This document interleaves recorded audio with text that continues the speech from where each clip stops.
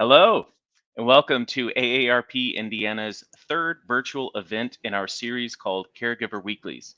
I'm Addison Pollock. I'm the Director of Community Engagement with AARP Indiana, and I'm joined by my co-director of Community Engagement, Emily Gorman. Emily, how are you? I'm good, thank you. How are you? I'm doing fine. It's been a busy week, but I'm so glad we're here this morning. I want to remind the audience that the Caregiver Weekly series features live interview style videos with caregiving experts from across the state each week this month of November, also known as National Family Caregiving Month. So, all month we have featured a whole host of guests, a whole host of topics relating to how we care for loved ones and ensuring that their needs are met. You can find the archived versions of these events in our videos section of our Facebook page, as well as on YouTube. Today, we are joined by two representatives from adult day centers located here in Indianapolis. We are with Diana Keeley right now. She's with Stillwaters ADC, and in a little bit, we'll be with Teresa Bonner with Joy's House. So, my hope is viewers will learn something useful in their caregiving journey today. Even if you are not based in central Indiana, I'm sure there are similar resources where you live or similar type of services. Lastly, I want to remind live viewers that you can ask questions. You can put questions in the comment field below, and we will do our best to answer those during this hour. Without further delay, I'm going to introduce Diana. She is the executive director of Stillwaters Adult Day Center and has 27 years of experience in nonprofit youth development. She has cherished her many years of working with youth and families to develop them into future leaders. She loved all the direct and indirect experiences she gained growing in that career, but the last 4 years, as she was her father's direct caregiver, she developed a new passion for serving older adults.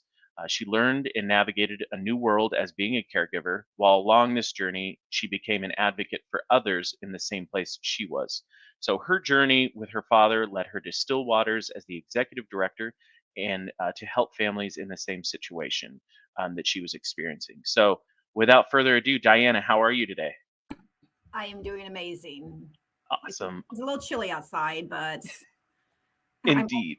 I'm leaving for Florida at 4 o'clock today, so I'm looking Oh, forward to the warmth. Yes. all right. Perfect. Well, hopefully this is a good send off for you. Yes. Um, well, there might be a lot of viewers out today who are watching this and they're like, adult day center. I've never heard of that. Can you tell us what an adult day center is and what type of services are provided there, just generally?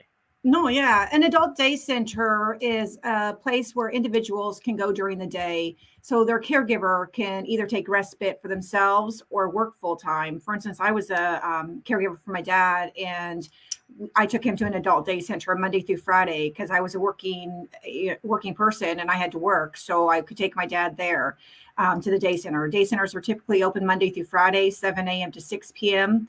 It just, like I said, it allows a safe place with coordinated programs with other seniors their age. They provide social and some health services to adults and who need supervised care during the day. Adult day centers allow seniors to enjoy safe and productive days in a caring environment while returning to the comforts and familiarity of home.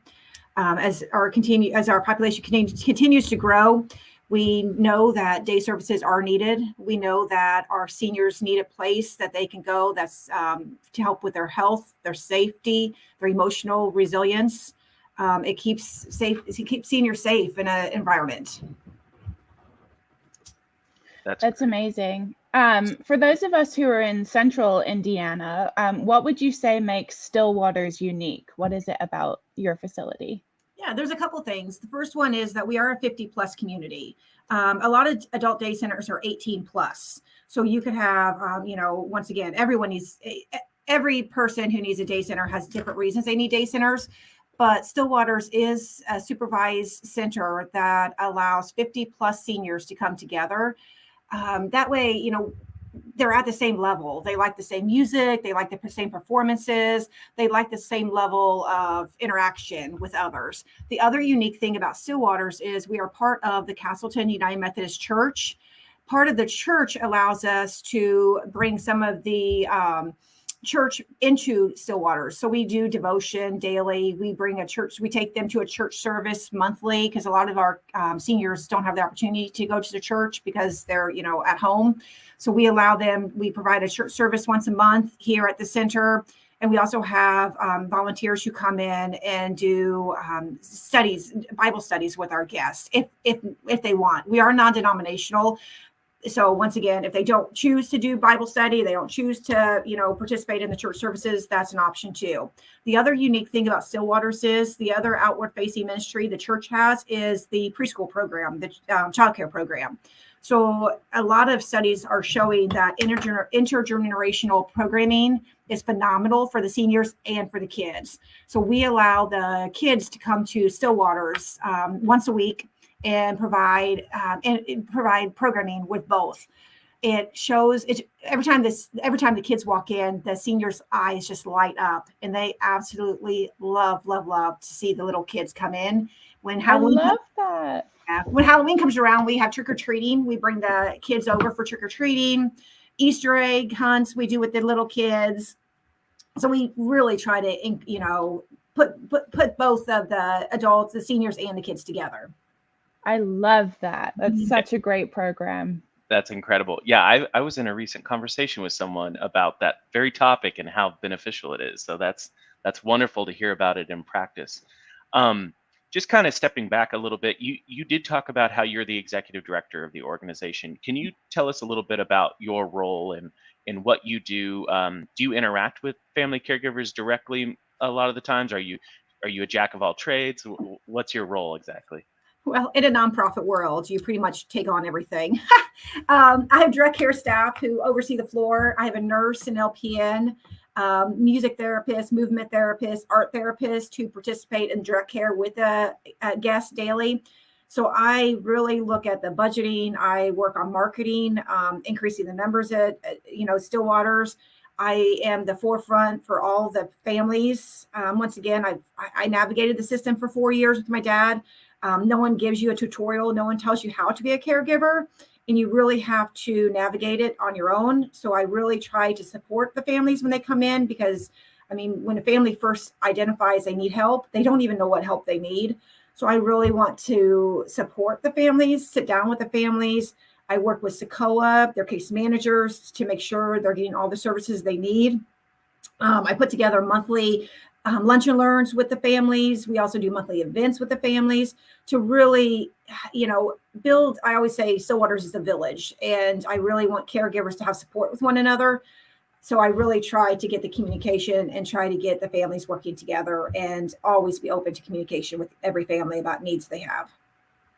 Love that. That's amazing. It's great that you mentioned SACOA because we recently had them on one of these, and it seems like this caregiving journey, it's just a web of different services and resources. Yeah, all these intersecting parts. So that's great. SACOA is amazing. And every person who walks in this door, I tell the first place they need to go to is SACOA, because you're exactly right.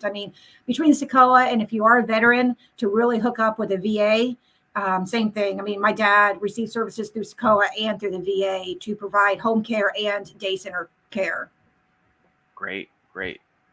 So one-stop shop for resources. I wanted to ask you, I know that adult day centers are divided between level 1 and level 2 centers. Are you able to explain what the difference is between those so people kind of understand a little better? Yeah, there's actually 3 levels in adult day centers. You're good. The first level is level 1, and it just basically provides social engagement. Most of the centers that have level 1 provide meals, recreation, and some health-related services, but it literally is a social place for individuals to go. Level 1 does not need a nurse on site.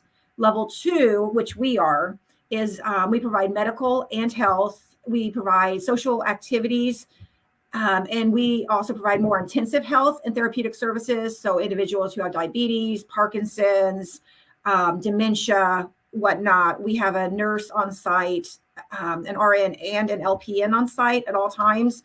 They can help distribute meds.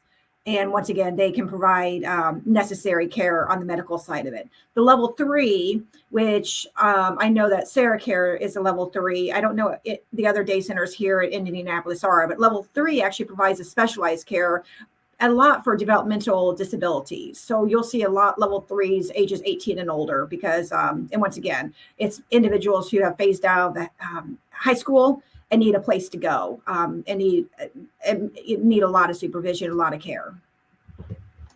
It sounds like the focus is really a lot around safety and feeling safe in where you're leaving your loved one. So I love to hear that. Yeah, level 1, level 2, level 3, because there are, you hear about senior centers, and senior centers are great too. Senior centers are not a supervised environment.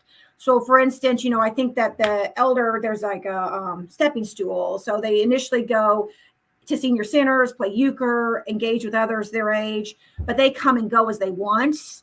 When you come into a day center with level 1 through level 3, you're having a family member drop you off, and it is a locked, safe environment where you have to have a key code to get in and out of the center. So if your family member is a wanderer or has issues with leaving, it is a secured unit, and it does provide more, if you need help with feeding, if you need help with toiletry, if you need help with, lifting back and forth, level 1, level 2, and level 3 will support you on that. Amazing. That's great. Thank you for clarifying that. I was not aware there was a level 3, so thanks for clarifying. Just some logistical questions as it pertains to Stillwaters, but maybe you can talk a little bit more about, just generally with ADCs. What's the cost for your facility, but also maybe just generally, like what's the average range? And then also, do you provide transportation to the center, to and from? Yeah, so most adult day centers range between $85 to $90 a day. We're $85 for a full day. Half a day is $65 a day. And if you really look at, once again, the goal of a day center is to keep the loved one at home, where they're comfortable at home, versus having to go to assisted living or a nursing home. So if you calculate, most assisted living and nursing homes will range between $5,000 to $10,000 for memory care unit.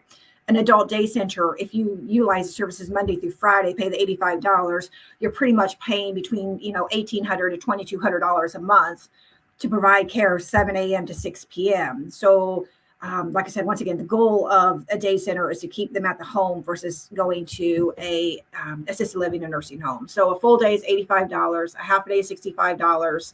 We personally do not provide transportation at Stillwaters, but we do contract. We have a couple services that we highly recommend, and we actually are getting 4 of our guests currently are utilizing transportation services to get them here and back. So it works out great for the caregiver, because the caregiver typically drops them off, and then the service will pick them up and take them home. Oh, perfect. Wonderful. I wonder, do you have any, like a standout testimonial or anything from any of your clients that you would like to share with us today? That's always the best parts. Yeah. I know. I love, like I said, I love what I do. Two. The first one is, we had an individual who had been coming to the center for about 2 years. When he first came in, very cordial, very friendly, talkative. Over the 2 years with Alzheimer's, he became very hostile, confrontational. And so his wife had to make a really tough decision to put him into a memory care unit. And once again, when a family member has to make this call, it's extremely taxing on them to make a decision like this. So a lot of times what a caregiver will do is send them to the center for the day, pack up all their stuff, take it over to the nursing home. So they literally leave from Stillwaters and go directly to the nursing home without any, so the family, so no one knows what's going on. So the day that one of our guests we had a party here, and during the party, we had a musician who was playing different music. The individual who had Alzheimer's looked at his wife and he said, "Would you like to dance?"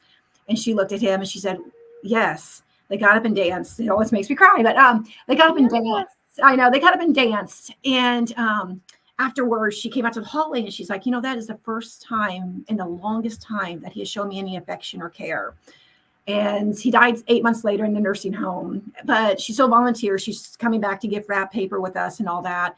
And like she said, she calls it the last dance, because he was still, during that moment, he was cognitive enough to understand and ask her to dance. So once again, it shows the impact of a day center and how amazing they are to provide care for the individuals. The other one, which I think is, I want families to understand what a day center purpose of it is too. I had a family who actually goes to the church here, and he knew about Stillwaters but didn't really know about Stillwaters. He needed help at home, he needed respite, so he came to Stillwaters for a tour to see if it would meet the needs of his wife. And he agreed to allow his wife to come to Stillwaters. And the main purpose of him bringing his wife was respite for himself. He needed break. He needed to be able to go grocery shopping. He needed to sleep during the day because, as any caregiver knows, nights are extremely difficult. You could be up 2 to 4 times in the middle of the night dealing with someone you love. So he dropped his wife off here, and the wife just flourished here. She loved it. She had a social group here, loved engaging with other women her age here. And after 10 months later, I asked him to do a testimonial for us. And his testimonial was so meaningful. And what he said was, I started Stillwaters for respite for myself. I realized the need for the care for my wife and what she received at Stillwaters was more than anything I could have given her. So once again, the day center is not just about the caregiver, it's about the guest also. And a day center provides care for both. It's like a wraparound approach. So yeah, and she's still here and loves it, flourishes. I think that's something we've learned from the past couple of weeks of doing episodes like this, is the importance of taking care of both the caregiver and the person you're providing care for. So I love hearing that, both of those stories. The first one is so special. Mm-hmm. Oh my gosh. Yes, absolutely. Viewers out there might be wondering, how can I take advantage of an adult day service or day center services? Where can folks reach you? Where can they maybe look for an ADC in their area? Can you fill us in on that? Yeah, you can definitely check out our website at www.stillwatersadc.org. If you're from the northeast area. But once again, day centers are definitely about what's closer to you also. I mean, if you are in the Columbus area, you're not going to drive all the way to Stillwaters. If you're on the south side, so I highly recommend looking at the Indiana Adult Day Association services. It's a website. It's IAADS, IAADS.net. It's a great resource to go to, and you could look at your area to sort of see what day center meets your area. I would highly recommend taking a tour to make sure it's something that you're looking for. I've had a lot of individuals who tour they tour 3 or 4 facilities to find the best fit for their loved one. Once again, all day centers are not the same. And someone might love my day center, but it doesn't fit their need. So you have that to visit different day centers, really research, see what's out there. There's some good ones out there. I think that's really important, especially I think you'll know when you get there if it feels right for you and your family. So we're almost about time to wrap up, but I wondered if you had anything lasting that you wanted our audience to know before we say goodbye to you and bring on our next guest. No, I highly encourage looking at day centers. I highly encourage doing tours. I know for myself, when I brought my dad home, I didn't even know day centers existed. I thought that I had to put my dad into a nursing home. So I tried to do the home care approach. It didn't work well for me. It was my case manager, Sokoa, that recommended a day center. Once again, you don't have to put a loved one in a nursing home or memory care center. You can, day centers are a great approach to keep people home with, and once again, allow them to stay home versus having to remove themselves from their home. That's amazing. Diana, thank you so much. We really appreciate being here. This was fantastic. And so with that, I think we're going to say goodbye to you, and then we'll bring on our next guest. So our next guest her name is Teresa Bonner. She's a caregiver at heart, and she's also a wife, a mother, and a grandmother. She helped care for her mother and mother-in-law. She's connected to Joy's House from over 23 years ago, as she was the first paid employee serving as a part of the direct care team and the activities coordinator. She left for a while and returned back home to Joy's House, now going on to her 5th year. Her current role at the Broad Ripple House is family care director.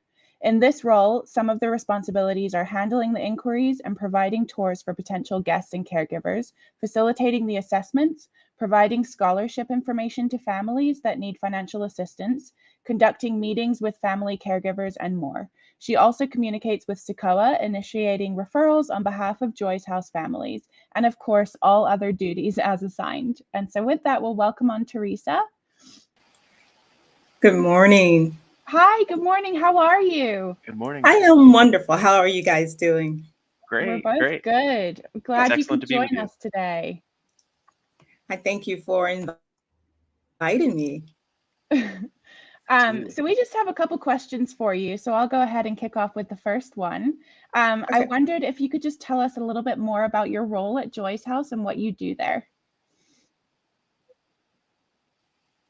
Well, my role as the family care director, as you stated, Addison, I'm responsible for all of our inquiries and assessments for our new families, assisting caregivers to find resources for services. We also look for options for financial assistance. Joy's House provides a scholarship program, and we've been offering scholarship assistance for over 18 years, and we've never turned a family down because we don't ever want anyone to be in need of our services and not be able to afford them. So working at a non-for-profit, I wear several hats. We know what that's like. We know what that's like. Not in the direct service sphere, but we know what the nonprofit business is like. That's wonderful, Teresa. Thank you. Just a quick question about your services. We just heard from Diana Keeley with Stillwater ADC. She talked about how all adult day centers are different. So is there a particular program or service offered at Joy's House that is uniquely popular, or one that a lot of your clients take advantage of? So we're similar to most adult day centers. At Joy's House, what we like to do is provide atmosphere of excellence.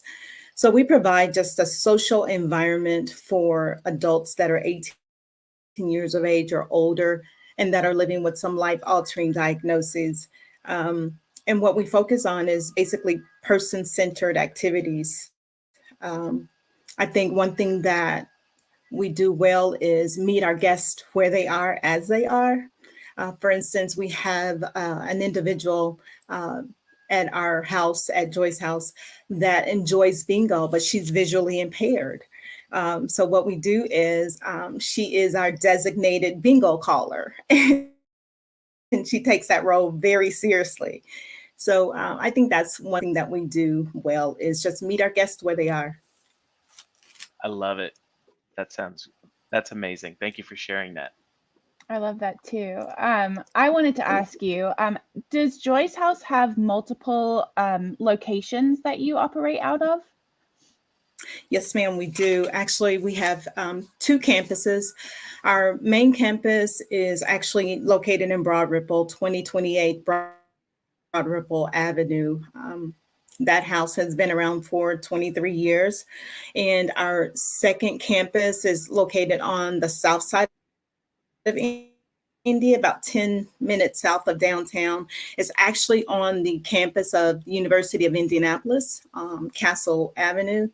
That house has been around since 2010. I might be a little off on that, but it's a smaller, more quaint house. But both homes, we serve the same population. Mm-hmm. Wonderful, wonderful. Teresa, can you just tell us a little bit more of how you view adult day centers as important to the aging in place puzzle? So, like, if you're a caregiver, why is this important for keeping your loved one in the home? Can you stress that? Yeah, absolutely. It's important. What adult day centers provide is just a respite, just provide respite for the caregivers. Oftentimes, their loved one is in a state in their diagnosis where they're not ready for long-term care services, and they really want to keep their loved one at home as long as possible. And so adult day centers provide them that option. They kind of get the best of both worlds. So they still have their loved one at home with them, but they're also able to bring their loved ones to Joy's House or an adult day service center, and they have the flexibility of going out to lunch with their family or friends again. Or we hear caregivers saying that they haven't golfed in years, so now they're able to go and hit a couple of golf balls throughout the day while their loved one is being taken care of. So it just provides them a safe haven and options to keep their loved ones at home as long as possible, and as long as they're safe to be at home. That's another issue. Yeah, You that's have to make great. sure that they're safe. Yeah. Yeah, you touched on a point that's been a theme throughout this series, is that caregiving is a two-way street, right? You have to care for yourself as the caregiver and for your loved one. So that's perfect. Absolutely. Absolutely. That's what I tell our caregivers all the time. Caregiving, usually the caregiver is the last one that is afforded time throughout the day or quiet moment. Or I tell our caregivers, if you're not doing self-care, if you're not taking care of yourself, then you're not going to be much good for your loved one. Take that moment, even if it's 15, 20, 30 minutes throughout the day, try to steal away and get that time to just kind of woosah, just kind of regroup throughout the day. It's so important. For sure. I like that. I have some logistics questions. I wondered, two-part. One, is there any form of transportation options to and from Joy's house? And then is there a cost associated for a loved one that might be wanting to look into sending someone to Joy's house? Right. The transportation. So we do not provide transportation directly. We do work with a couple of independent transportation companies that provide transportation to and from Joy's house for our families. We also have some guests that utilize the Indigo system. We've even had families guests to arrive via Lyft and Uber, but currently Joy's House does not provide direct transportation. And so that's one of the resources that I assist our families with as well, trying to navigate the transportation issues. And to attend Joy's House, we just recently increased our rates. We, for years, charged our families $75 per visit. And we just recently, November 1st, increased that to $80. And we're still kind of in the mid-range as far as fees and cost. And that $80, it includes 2 snacks, lunch, and all activities for that day. Wonderful. And Yeah. it's really great to hear that with the transportation component that you're willing to help figure out that piece of the puzzle if that is an issue for a family. So I love to hear that. Absolutely. Yeah. Transportation And what we is so find, important. yeah, Go ahead. and it's Sorry. usually one of those little hiccups. I'm sorry. You're It's fine. usually one of those hiccups that prevents families from starting a program, because they're trying to figure out the logistics of, okay, I have to be at work at this time, and I want to drop mom off at this time, but I have to make sure that I'm able to pick her up at X amount of time, X hour of the day. So we help them kind of navigate through that. So again, it's one less task that they have to figure out. No, that's so valuable. Transportation is such a challenge, and it's one of those things that we're constantly working on. So that's great. Can you tell us, Teresa, a little bit more about or share a testimonial or two that has really stood out to you over the years, something that that you just want our audience to be aware of, just from a personal perspective? A couple of testimonials. There's a lot. We often hear throughout our encounters with our families, how Joyce House saved their lives. Usually when caregivers come to us, they're at their wits' end. I say they're at the point where they really kind of want to throw mama off the train. They just kind of at their wits' end. Just saying that jokingly, but usually when they come to us, they're really in need of some help, some options. And I can't tell you how many times I've sat in an assessment, and we're introducing ourselves. I'm learning about the individual potential guest. But what always gets me, and what always usually gets the caregiver, is when I ask the question, "How are you?" And usually when I ask that question, the floodgates just open, tears just start flowing, because they often say, "You know what? I haven't been asked that question in quite a while," because usually we're focused on the care of that individual. And so I love it when caregivers are able to respond to that question. And it seems like once they answer that question, a brick load of stress is lifted off of their shoulders, because someone hears them. They're listening, and they're being heard, they're being acknowledged. So that always touches my heart. And then I tell caregivers that there's something miraculous that happens when their loved ones come to Joy's House. They come in, the guest comes in kind of scared, timid. They're living with cognitive issues. So their families are asking them to go to a foreign place around people that they don't know, and it can be very, very frightening, and it increases their anxieties. But I love it when we see time and time again where that individual comes in afraid and timid, and with that skill and expertise and love and patience of our direct care staff, within days. Sometimes it happens instantaneously, but you see them like unfold. It's like a flower blooming. We hear families say, Mom used to be so social and so vibrant, and now she just sits in the corner and stares out the window. And then when they come and pick Mom up, she's a social butterfly again in the middle of the floor, dancing or singing or helping another guest. So I love how that it's just kind of miraculous to me to see how that transformation happens. I love that. That's really special. It sounds like it's just a real community safe space, which is really, I'm sure, really reassuring for families to hear. I wondered, is there a way for our audience to find out any more information about Joy's House, your website, or what's the best way for people to find out more? Yes, I would invite them to visit our website. It's joycehouse.org. On that website, they can find information about our podcast, Caregivers Podcast. We're also about to launch a new program that's called End of Life Doula program, where we're going to walk alongside our families, during that last transition, that dying portion of life.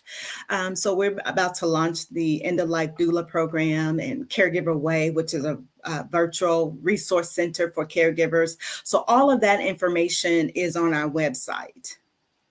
Awesome. That's amazing. Wonderful. Yes. Thank you, Teresa. Just a wrap up question, is there anything else you'd like to offer our audience today, information that you'd like to share that you didn't get a chance to? I would just like to let families know, let caregivers know that they're not alone, that there's so many options and resources available for them through the Alzheimer's Association. SACOA is a great first step for our families that are seeking assistance and resources for their loved ones. And I would love to invite those that are still in that area where they're still seeking, to come and tour the house. We do sporadic tours. I mean, most of our tours, we like to schedule them. But if a family is in the Broad Ripple area or in the area of UIndy, stop by and tour the house, because that's the first initial step. And it kind of breaks the ice, because we get an opportunity to show families who we are. So stop by and say hey. That's perfect. Yeah, we definitely encourage folks to, check it out, take a tour, see if it's a good fit. So thanks for sharing that, Absolutely. Teresa. And thank you for Thank being you. with us today. That's about all we have. So we appreciate your time, and thanks for speaking with our audience. Thank you, It was a pleasure. Teresa. Have a great day, guys. You too. Thank you. Bye-bye. And with that, we're going to wrap up today's episode. I'm confident that many of our viewers can probably now add adult day centers to their caregiving toolboxes. I want to give another extra special thank you to Teresa and Diana for taking time out of their schedules to be with us today, and to you, Addison, for being on Likewise. this episode with me. Appreciate you. And if you enjoyed today's program, please make sure you give it a share to get this really important information out to your networks and to people who really might need this important information. Additionally, you can join us here on Monday, November 21st, for our next episode at 1 p.m. Eastern, to learn about the various legal tools that are beneficial to caregivers and those that they care for. You can learn more about that event and our other events at aarp.org/in. And that's about it. So thank you, everybody, and take care. And we'll see you on Monday, hopefully. Bye.